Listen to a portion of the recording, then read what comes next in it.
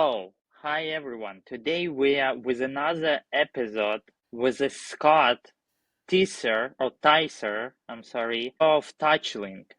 And it's a football sports data company. But Scott, you could tell about yourself better than I am. Of course. Kirill, thank you very much for having me on here. So, I'm a serial entrepreneur who've had enough luck over the years to have several successful exits. And I also like to tell people that I've had even better luck by having a couple of failures. We tend to Mm-hmm. learn more from our failures in startup land than we ever do our success stories. The company that I have invested in and that I'm currently the CEO of is TouchLynk. And we are all about, frankly, Okay, short and straight to the point. Okay, tell me, what do you mean by soccer IQ? Kirill, it's no longer, I guess, the state of the art to just kind of tell players what they're doing. These days, we have to show them, I think, what they're doing, leverage the film, show them what they're doing right, and try to show them through examples what they're doing. And soccer, for folks who haven't played it or who are not a spectator, is a very, very unique game. I frankly think it takes more smarts than any other sport out there. And that's what I mean by soccer IQ. We're a system and a service that's trying to help elevate soccer IQ, an awareness of the game and a way to play the game in a better way. Okay, how does the idea came up and why soccer? Soccer is not the most popular sports in the States. And So while it's not the most popular sport in the States, it is becoming, actually, in terms of growth, if you throw out things like pickleball or flag football, if you look at incumbent standard sports, soccer's one of the fastest growing sports in America. It's also a sport, unlike American football, that does not cause just a cascade of injuries. It's a smarter game to play mhm. at the end of the day. But the reality of why I am focused on soccer is I'm hooked up with a bunch of soccer crazoids. They've been playing soccer all of their lives. Okay. And one of my key business partners is a person I've worked with off and on for 30 years. We've done a number of startups together, and all of his life he's been wanting to do a soccer play. So here we are. Okay, good. So, how's the idea came up? When do you decided, okay, here is the gap in the market and we should do this? So TouchLink was actually an acquisition of a holding company that I'm the Hmm. CEO of. The idea for TouchLink goes to the founder of the company, Danielle Augusta. Hmm. One, a former soccer player. Two, a college level soccer player. A college participant in the sport, so much so that when he graduated, he still played in rec leagues, albeit pretty Hmm. serious ones. But when he became a dad, oh my goodness, he started coaching and he became a soccer dad. Hmm. And he realized about 4 years ago there was a real gap in the marketplace. The pros had multi-million dollar level analytical departments. They were tracking every single touch of the ball by every single player, but they were not doing it really with systems. So Dan is an IT guy at heart, and he simply developed a platform that assists in tracking every single touch of the ball and then associating each one of those touches with an event or a play. You have to characterize it as a play. Is it a corner kick? Is it a save? Obvious, that's a goal. But things that require judgment, like losing the ball under pressure from the defense, Hmm. requires judgment. And it requires some human judgment on what that play is. So Dan developed a system, rudimentary albeit, where you could track every single touch of a ball in a 90-minute soccer game. And what he was trying to do was automate at the end of the game the process by which you, one, aggregate statistics, but then also associate each one of those stats, Mm-hmm. touches, with the game film itself. And that was his, I would say, so-called invention, Mm-hmm. is doing what pro level people were doing with customized systems and bringing it down to a level that, frankly, a youth team could afford. About $100 a game. Okay, interesting. Then there are definitely differences between, pro data, right, for pro players and use data. So could you tell us what are the metrics or data points that are being most used by you guys to provide this data to the use level? What are the things that use coaches are looking for in teams? So most youth coaches are actually not looking for analytics because they don't know what they are. Okay. That's the practical reality of the marketplace. Analytics in the youth arena has not taken off like I think it has, given all the publicity and advertising around the space. Okay. But I will tell you, coaches at the youth level who do understand analytics are frankly looking for some of the same things that the pros already get. Okay. Okay, I mean, they're really, the statistics, surprisingly so, Kirill, are comparable. And we've actually Come. been surprised by that. It may be the depth that we like to go into. We actually go into defensive stats. We have Mm-hmm. some advanced analytics that many of the youth analytic sort of competitors that we see in the marketplace don't do. Mm-hmm. We go to a level of depth and detail, I think, that's very different than our. And there's a So. philosophy there. Uh, if it's very hard to summarize and simplify unless you have the whole story. Mm-hmm. I don't know if you know what I mean by that, but I used to be a writer. And at Business Week, we would always say, I would have written a shorter story if I had more time. Okay. You got to think about that. At the youth level, we think a lot of the, I guess, importance over time is going to be the simplification of the presentation to the youth player, but also Mm-hmm. the youth coach as well. Yeah, I completely agree with you on that. Speaking with a lot of coaches, I heard sometimes that, it's not use level, but still sometimes I heard that it's too much data over there. We are getting overwhelmed by this. We want to have something practical. It's one thing to give people data, it's another thing to put it in context and help them apply it. The winner Okay. in this marketplace, that's what they're going to be able to do, in my opinion. They're going to be able to put this data in context. First and foremost, it has to be accurate data. We're not Okay. seeing a lot of accuracy in the youth analytical space. In fact, we're critical of some of the accuracy or lack thereof that we've seen. But fundamentally, once you get past the accuracy, you have got to figure out how to present this in a form and a method that the coach understands and that the player understands, and that both of them can apply to real world development routines, both on and off the field.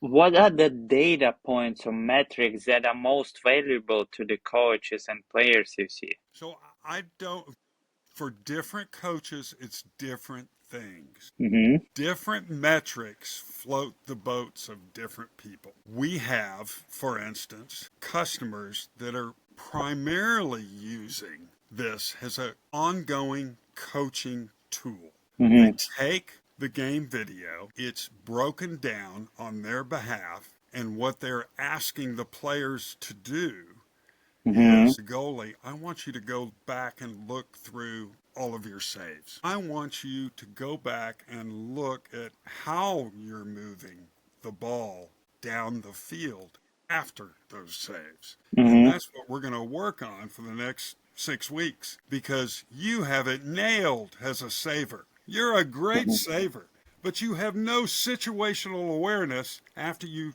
save that ball of where the Mm-hmm. rest of your team is. And we're going to have to work on that with you as an individual first and then with some of your teammates. Mm-hmm. So they will ask the players to actually look at situations where they've actually been on the field and where they're trying to work together as a team to move the ball down the field after a save. By the same token, we have a couple of coaches that don't want the players to have access to the game film.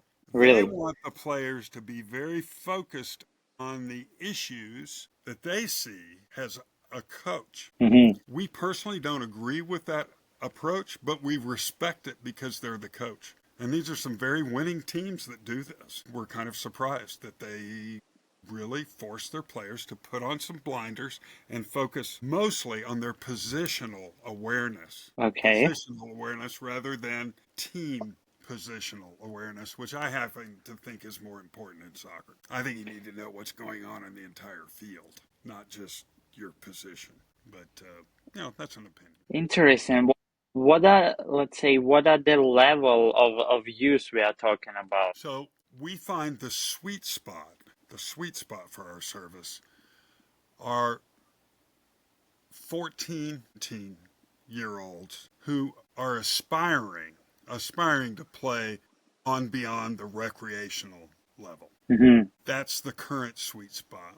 We've also discovered, Kirill, and frankly by accident, that our product is robust enough for a semi-pro and college level teams. That's something we've Okay. recently kind of put it in front of some of the colleges, and we're actually benchmarking right now against some of the services that they're using, and there's some real interest. The proof will be in the pudding over the next couple of years if we can really Mm-hmm. move into that higher end of the. Yes, and I think where the value you could also have is by having all of this data over time, you might have a pretty good data set which will be used for scouting and benchmarking and like additional, revenue stream. Exactly, exactly. But we're going to have to build a large database of players to be attractive as a scouting paradigm.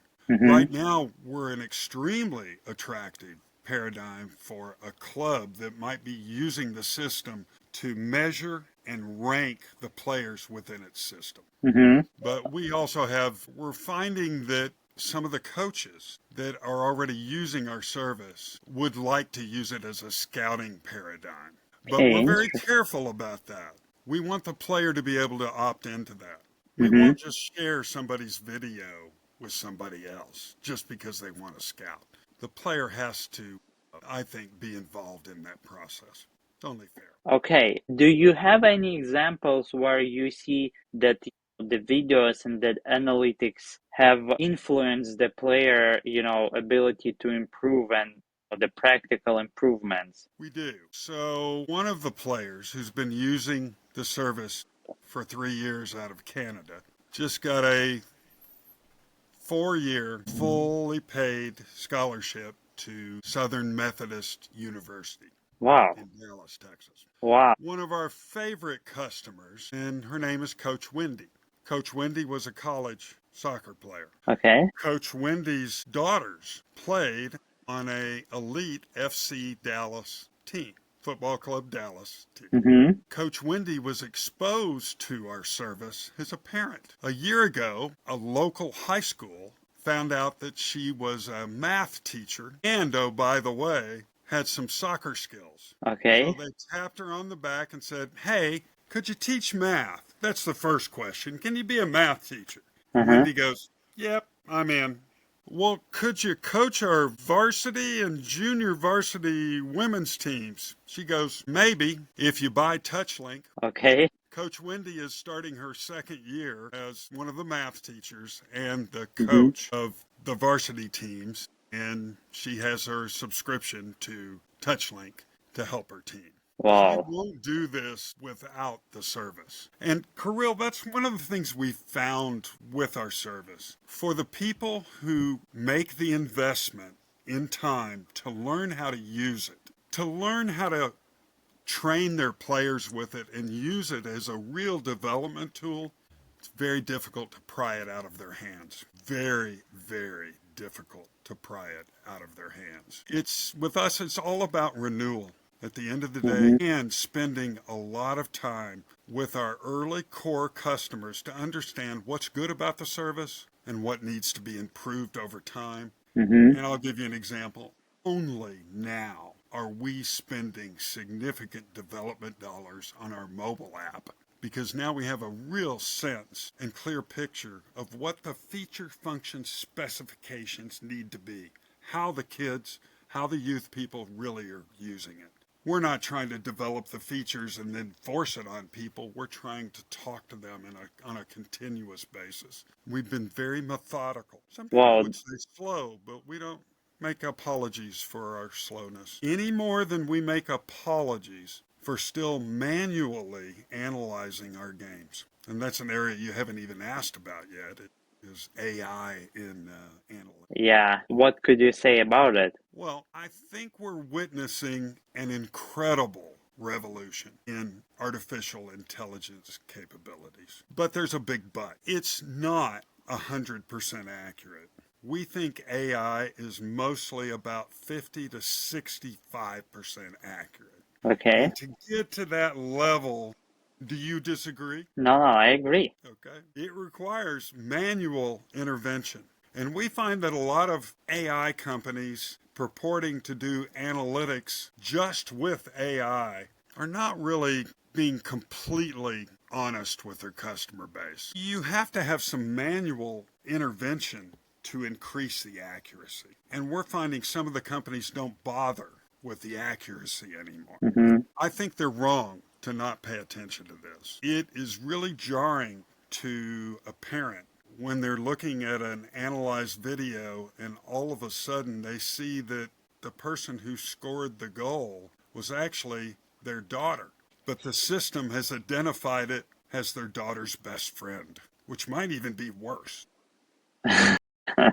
if it's girls. We find that a little bit of a challenge. We think accuracy is actually important. By the same token, we don't take away from having AI add to the equation of additional analytics and additional analysis and additional input.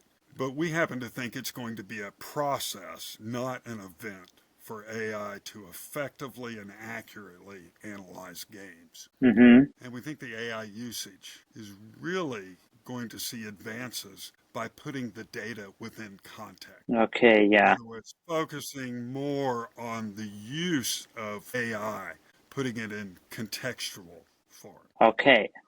Maybe getting some usage cases around standard drills and techniques that coaches can use to improve teams and improve individual players on the team as well. Yeah, Scott, what I could agree on is that AI, like you said, we are having the revolution in AI, but right, to be 100% correct, you still need to have human for correcting the AI, and like you said, the quality is really important. So I could, completely agree on this. Since we are about 25 minutes, I want to end the podcast by some couple blitz question for yourself. So the first one, what is your favorite sport? Soccer. Soccer.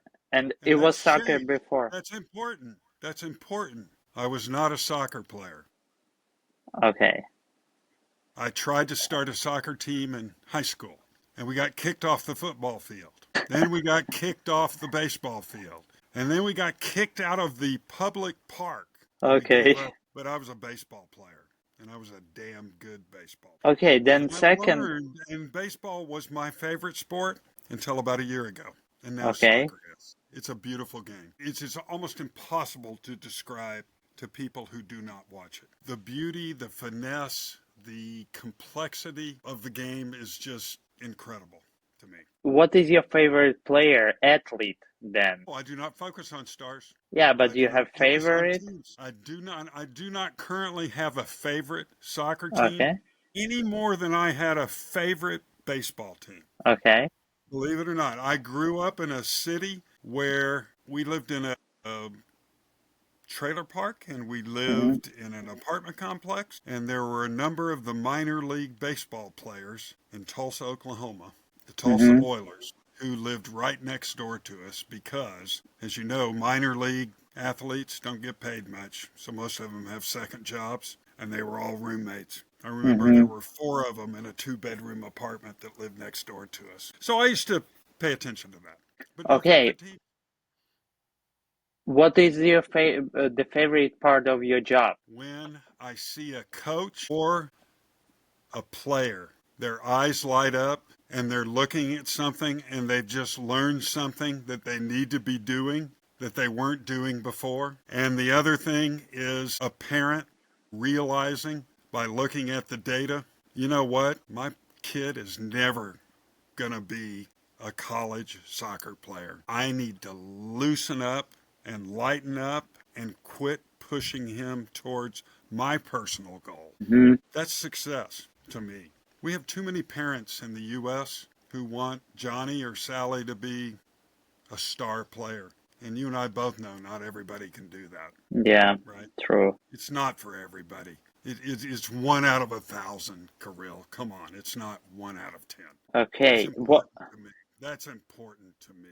what is the worst part of your job then? Having to constantly be in a mode of raising money. Okay, always connecting, You, finding you, and yeah, people. you gotta, when you're an early stage startup, you're constantly in a sales mode. You got to make sure that you're positioning yourself for investment. Okay, I got That you. gets old. That gets old. That gets old after a while. What would be the one advice that you would give to a startup person in sport tech space who want to enter the space? Extremely competitive and be very aware that for a lot of your competitors, they're on a mission of passion because they're passionate about maybe the sport. And you need to be very aware that passion can fuel a lot of energy with the competition. Mm-hmm. But that doesn't mean if you're running the race, you spend a lot of time looking over your shoulder. You need to look forward and understand this is a race, but it's a marathon, not a sprint. What I mean by that, just because you're the leader now and you're the fastest and you have the most customers, don't rest on the laurels. Yeah, I So agree. situational awareness. That doesn't mean that you're always looking back, you're aware of where your competitors are, but you're moving forward.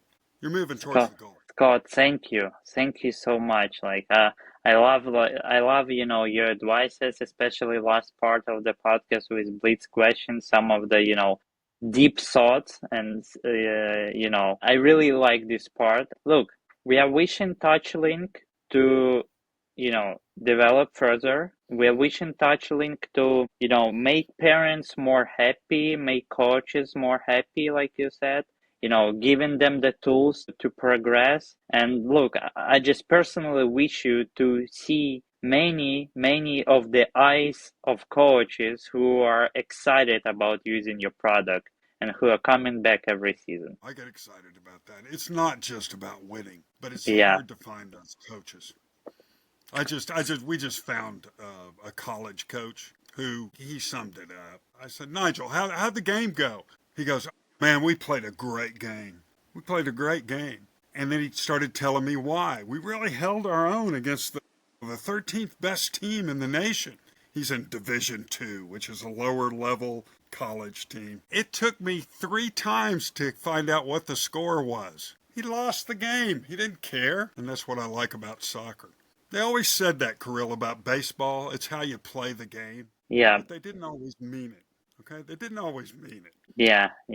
Okay. Soccer, you can see how people played the game, right? And Yeah. still enjoy it even though they lost. All right, well, let's figure out how to talk some business later on. Okay? Thank you, Scott. It was nice to have you. All right, let me know when you start running it. Okay?